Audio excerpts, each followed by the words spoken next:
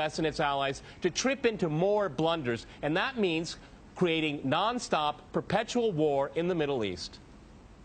Well, I'm going to make this interesting and disagree with everyone. Okay. I do not accept the premise, which probably isn't too much of a surprise, but nonetheless, I reject the premise that the whole point of the so-called war on terror or investing in the Mujahideen was to somehow fight terrorism or to make a better world.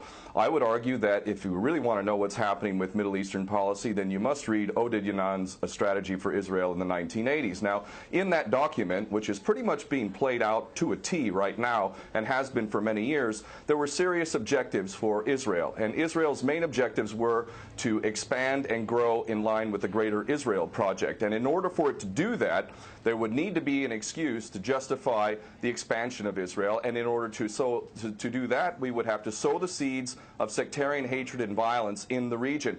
The #1 target of this plan was Iraq. We've achieved that. That's not a failure. That's actually a success. Iraq is a failed state largely. It is an absolute basket case. Sectarian hatred is absolutely insane. We see the beheadings and all of this madness, and we think it's a disaster. No, it's not at all. In fact, it's all part of the plan to break up Iraq into 3 different states.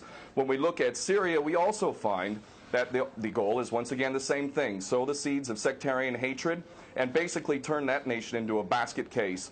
This is happening according to plan as well. Now, ISIS, funny enough, could stand for the Israeli Secret Intelligence Service. Many people are seeing the very big benefits to the state of Israel, the so-called Jewish state of Israel, by the breakup and the balkanization of the surrounding states. So actually, if you believe what's being told to you, and I just don't know why anyone would believe anything that comes out of the mouth of virtually any Western leader, whether it be Obama or Bush or any of the rest of them, all of these people are nothing but patent liars, and everything they say is pretty much the opposite of the truth. So I don't accept virtually anything they say. Okay, good. Violence.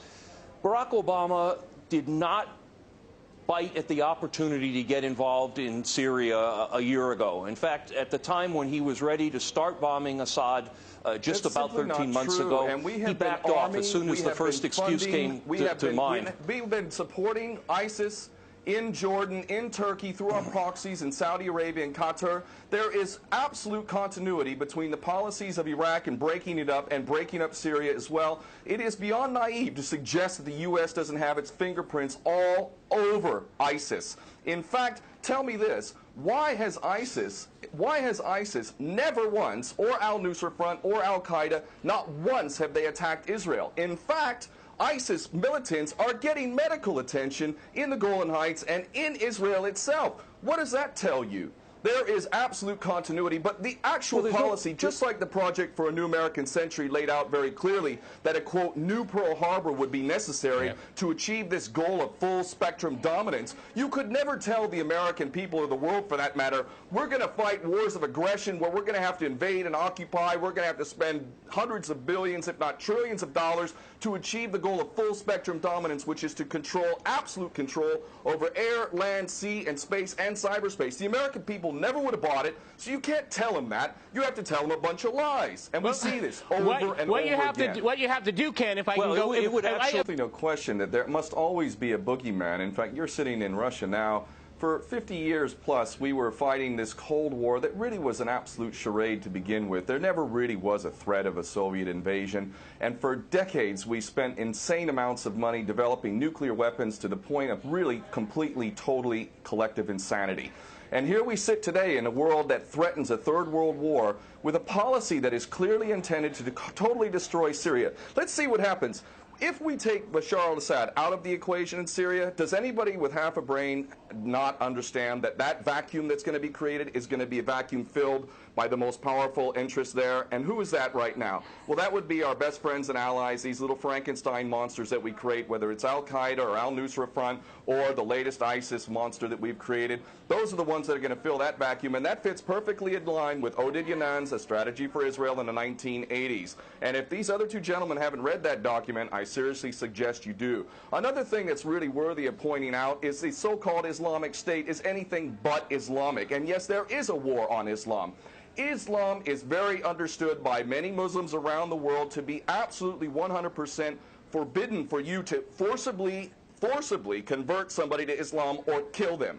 This is totally untrue. Back in the medieval times, when there was Muslim empires, it was an absolute understanding and policy amongst the Muslims who were in charge at that time that those who practiced whatever religion were allowed to continue practicing that religion, and they were not even forced to pay taxes into the Muslim empire itself. However, if people wanted to practice that religion, they would not be able to derive the benefits of the tax system and so on and so forth. The bottom line is no Muslim in their right mind would justify going in and literally executing men, women, and children simply because they don't convert to your religion. These people are not Islamic. They are creations of the monster, which is the empire of the United States and all its cohorts in Israel and England in particular.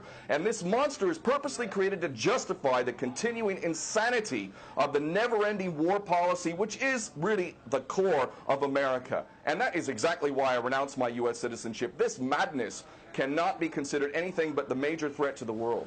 Okay, Peter, in New York, one of the things we've seen... There are very obvious solutions. One is to arrest the traitors in the U.S. Congress and White House who have sworn to uphold the U.S. Constitution, and somehow the American people have sat by while the president has afforded himself the power to execute anyone, anywhere, anytime, for any American citizen to be detained without any due process of law, no representation, incognito, and theoretically he could be condemned to death by a military tribunal in secret and executed. All of this operating under supposedly the United States Constitution. So all of these traitors need to be arrested, first and foremost. When Netanyahu came to the Congress a couple of years back, he received 29 standing ovations by these cowardly chicken hawk traitors. So the American patriots need to stand up and grab a pair and ultimately have some integrity and get rid of these traitors. Secondly, cut off all funding to Israel. Israel is a pariah state, a criminal state. It is committing active policies of genocide by the legal definition of the word according to Black's Law Dictionary. That country needs to be cut off right now. All of their attention needs to turn inward. Stop your little empire endeavors and full spectrum dominance and all of this sort of madness. Start taking care of your infrastructure back home. Start taking care of the American citizens who have worked their whole lives and now find themselves wondering how they're going to keep a roof over their head. All of that is very obvious and very sensible. Or America can continue to decline into an absolute total pariah state, hated and resented around the world, and maybe bring the whole world into World War III. I would prefer that we do the former instead of the latter, but ultimately we need some serious change in government, and that means getting rid of these traitors. Okay,